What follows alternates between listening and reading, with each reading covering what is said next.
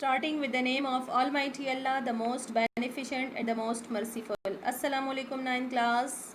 How are you all? I hope you all are fine at home. Okay ji, let's start. Lecture number 11. Unit number 3 logarithm. Topic is anti-logarithm. Exercise 3.4.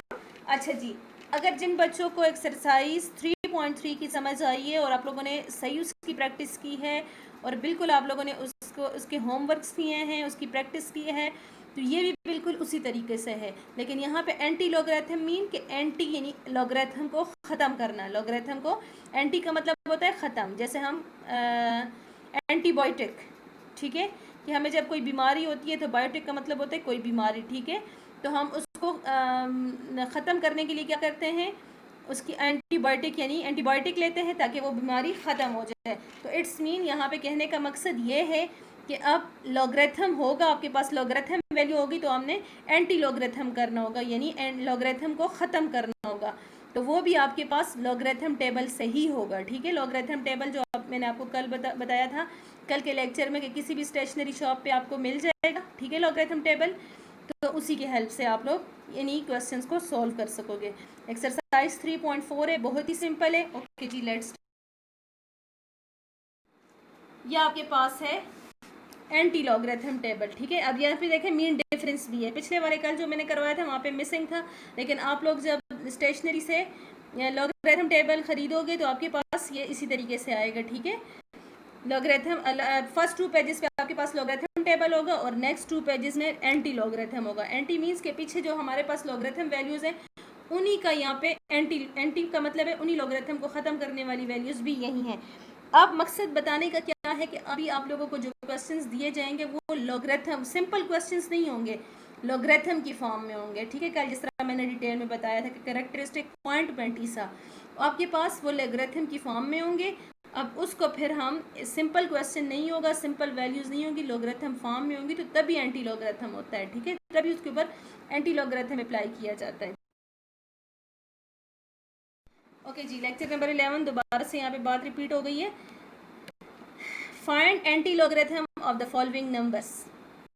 Find anti logarithm of the following numbers. कैसे? अच्छा, अब देखें ये हमारे पास log value है कि नहीं है. 1.2508 that is the value of logarithm, यानी ये हमारे पास देखें लॉग की फॉर्म में characteristic point mantissa. Characteristic point mantissa clear बच्चों? क्या है कैरेक्टरिस्टिक पॉइंट मेंटिसा? समझ आ गई जो मैं बता रही हूँ? तो अच्छा, अब क्या करना है, एंटी लॉगरिथम फाइंड करने के लिए आप लोगों ने लॉगरिथम टेबल को सामने रखना होगा. We know that characteristic is 1 and mantissa is 0.2508, क्योंकि लॉगरिथम की वैल्यू को हम किस फॉर्म में लिखते हैं, कैरेक्टरिस्टिक की वैल्यू पॉइंट मेंटिसा की वैल्यू. तो आपके पास ऑलरेडी लॉगरिथम की वैल्यू है. As we know that characteristic is 1 and mantissa is 0.2508, यानी मेंटिसा के बाद वैल्यू को क्या कहते हैं हम, पॉइंट के बाद वाली वैल्यू को यहाँ पे लॉगरिथम फॉर्म में मेंटिसा कहेंगे. अब मेंटिसा को ही हमने ख़त्म करना है. किसको ख़त्म करना है? मेंटिसा को ख़त्म करना है, यानी लॉग की वैल्यू को ख़त्म करने के लिए हम एंटी लॉगरिथम का यूज़ करेंगे, ठीक है. ये देखिए ये एंटी लॉगरिथम टेबल नज़र आ रहा है. अगेन हमने 0.25 को 0 में देखना है. तरीका जो मैंने कल आपको बताया था कि हमने क्या है, फर्स्ट 2 डिजिट्स देखने हैं और नेक्स्ट के थर्ड कॉलम में देखना होगा. कैसे देखें, अब मेरे एरोस यहाँ पे मैं एरोस पुट करूँगी, आप लोग देखते जाएं. 0.25 आप लोगों को कॉलम में नज़र आ रहा है. 0.25 देखें ब्लू कलर के कॉलम में 0.25, हाँ जी, थर्ड लास्ट पे देखें 0.25, ये देखें. और 0 को हम कहाँ पे देखेंगे, नेक्स्ट कॉलम में देखेंगे. उसके सामने आई थिंक आ रहा है 1.778. फिर अगेन 0.25 को हम डिफरेंस में देखेंगे 8 में. ये देखें 8 में आया तो 3 आया गया, तो हम इन दोनों वैल्यूज़ को प्लस करेंगे. पहले 1778 आया था, ये 1.778 नहीं है, 1778 है, ठीक है, प्लस 3, क्योंकि हमने फिर अगेन 0.25 को नेक्स्ट जो फोर्थ वाला नंबर था, फोर्थ वाला डिजिट, उसको मीन डिफरेंस में देखा तो उनको प्लस किया तो 178 आया. अच्छा, अब ये तो मैंटीसा ख़त्म हो, ये लॉग की वैल्यू ख़त्म हो गई। अब करेक्टरिस्टिक का काम होता है पॉइंट लगाएंगे, जो लास्ट वैल्यू हमारे पास 1781 आई है, इसका काम होता है पॉइंट लगाएंगे। तो 1 है तो हम 2 डिजिट्स के बाद लगाएंगे, अगर पॉजिटिव 1 है। अगर 2 है तो हम 3 डिजिट्स के बाद पॉइंट लगाएंगे, अगर 4 है तो हम 4 डिजिट्स के बाद पॉइंट लगाएंगे, इसी तरीके से, ठीक है। तो अब हमारे पास 1 है तो हम कितने डिजिट्स के बाद पॉइंट लगाएंगे, 2 डिजिट्स के बाद। तो दैट इज द आंसर, यानी 17.81 ये सिंपल नंबर आ गया। अगर हम अगेन इसका लॉग निकालें तो आपके पास ये जो गिवन वैल्यू है ना, जो गिवन वैल्यू थी 1, अगेन यही वैल्यू आएगी, ठीक है, जो कल मैंने आपको डिटेल में बताया था।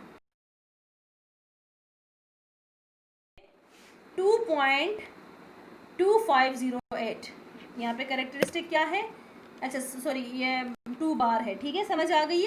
यानी करेक्टरिस्टिक यहाँ पे है नेगेटिव, करेक्टरिस्टिक नेगेटिव आ गई। अब यहाँ पे करेक्टरिस्टिक का काम होता है लास्ट में पॉइंट लगाना, लेकिन अगर पॉजिटिव है तो आप लोग अगर फिर अगर करेक्टरिस्टिक पॉजिटिव है, 1 है तो 2 के बाद पॉइंट लगाएं, 2 है तो 3 के बाद, लेकिन नेगेटिव है तो नेगेटिव में थोड़ा सा क्राइटेरिया चेंज आ जाता है। बाकी हमारे पास मैंटीसा तो वही है ना, 0.2508। अगेन हमने 0.25 को कहाँ पे देखा, 0 में देखा। ये वो वाला पिछला वाला क्वेश्चन और ये वाला क्वेश्चन बिल्कुल सेम है, ठीक है बच्चों, समझ आ गई है। ये वाला क्वेश्चन और पिछला वाला क्वेश्चन बिल्कुल सेम है, क्योंकि वहाँ पे मैंटीसा और यहाँ पे मैंटीसा सेम है, तो जाहिर बात है आंसर इन दोनों का सेम आएगा, लेकिन यहाँ पे कैरेक्टरिस्टिक की वजह से थोड़ा सा चेंज हो जाएगा। तो 0.25 को 0 में देखा तो 1778 आया, और फिर अगेन 0.25 को डिफरेंस 8 में देखा तो मेरे पास 3 आया, तो इनको प्लस किया तो 1781 आया।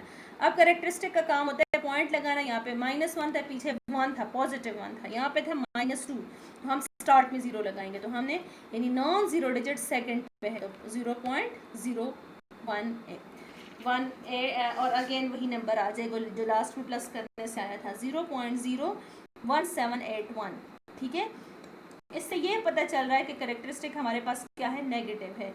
यानी कल वाले जो क्वेश्चन थे, हमें एक सिंपल नंबर, ये क्वेश्चन इस तरह के नंबर गिवन होते थे और हम लॉग फाइंड करते थे। अब हमें लॉग गिवन है तो हम सिंपल नंबर्स पे आ रहे हैं, यानी that's mean vice versa, question से आंसर बनाना और आंसर से क्वेश्चन बनाना, सिंपल यही बात ले लें। अगेन जो हमारे पास अभी आंसर आया, अगर इसका लॉग फाइंड करें तो आपके पास ये जो गिवन क्वेश्चन है तो ये इसका आंसर आएगा। क्लियर, समझ आ गई, जो कल वाले क्वेश्चन में किया था। आप लोगों ने इस टॉपिक पे आने के लिए एंटी लॉगरिथम से पहले आप लोगों ने पीछे लॉगरिथम यानी पूरा स्टार्ट से ये चैप्टर एक एक वर्ड सही समझना होगा, तो तभी आप लोगों को ये चीज़ें समझ में आएंगी डिटेल में, ठीक है। अच्छा, अब यहाँ पे भी ऐसा ही है क्वेश्चन नंबर 2 में कि find the value of x from the following equations. बिल्कुल वही बात है, लॉग ऑफ एक्स, वहाँ पे सिर्फ हमारे पास क्या था कि लॉग स्टार्ट में हमें लॉग गिवन नहीं था, वहीं पे भी यहीं पे भी काम यही वाला है, एंटी लॉग ही फाइंड करना है, इट्स मीन एंटी लॉग ही खत्म करना है। तो एक्स की जो लास्ट में वैल्यू आएगी तो उसको एक्स का नाम दे देंगे, जो पीछे वाले क्वेश्चन में ही था, बिल्कुल सिंपल। लॉग ऑफ एक्स, तो taking anti log on both side, anti log apply किया तो लॉग के साथ कट जाएगा, तो हमारे पास एक्स और ये रह जाएगा। अब इस नंबर के ऊपर एंटी लॉग अप्लाई करेंगे, जाहिर बात है ये लॉग की वैल्यू होगी, क्योंकि देखिए लॉग की फॉर्म में है। तो that is mean as we know that के that characteristic is 2 and 0.1931। Again तरीका कार 0.19 को 3 में देखा, देखिए 3 में देखा तो हमारे पास आ गया 156, 1.56 नहीं है 156 पॉइंट, फिर मैंने 1.19 को 1 में देखेंगे, डिफरेंस 1 में तो 0 आ जाएगा, दोनों को प्लस किया तो 156 ही आया। अब करेक्टरिस्टिक का काम होता है पॉइंट लगाना, तो हमारे पास करेक्टरिस्टिक क्या है, तो 3 डिजिट के बाद पॉइंट लगाएंगे यूँ, ठीक है, जो आंसर आता है उसके बाद हम, क्योंकि करेक्टरिस्टिक यहाँ पे पॉजिटिव है, ठीक है, समझ आ गई है। यह भी ऐसा ही है, find the value of x from the following equation.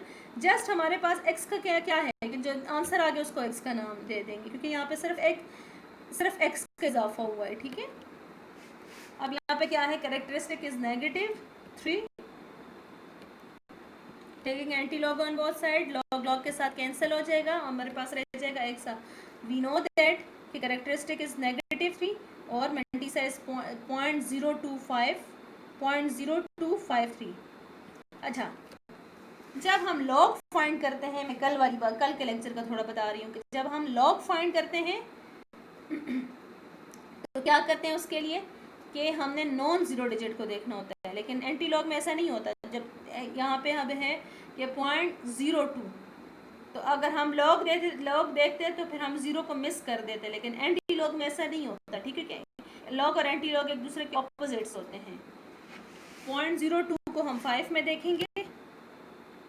5 में देखा, आई थिंक आया हमारे पास 1059 आया, और उसका डिफरेंस 3 में देखा तो मेरे पास आया 1। तो इन दोनों को प्लस किया तो 1060 आंसर आ गया। अब कैरेक्टरिस्टिक क्या है, नेगेटिव है, तो हम स्टार्ट में 0 लगाएंगे, यानी 0.00, यानी नॉन जीरो डिजिट थर्ड पे होना चाहिए। तो देखें क्या 0.001, यानी 2 डिजिट्स इस वजह से लगाए कि थर्ड पे हमारे पास ये जो आंसर आया वो उसका आंसर उसका जो नॉन ज़ीरो डिजिट है वो थर्ड पॉइंट के बाद थर्ड पे आना चाहिए। तो ये हमारे पास इसका आंसर आ गया। Clear. Exercise 3.4 question number 1 2 remaining parts homework बिल्कुल एज इट इज़ है, आप लोगों ने एंटी लॉग फाइंड करना है। तो उम्मीद है समझ आ गई होगी। बेस्ट ऑफ लक, अल्लाह हाफिज़।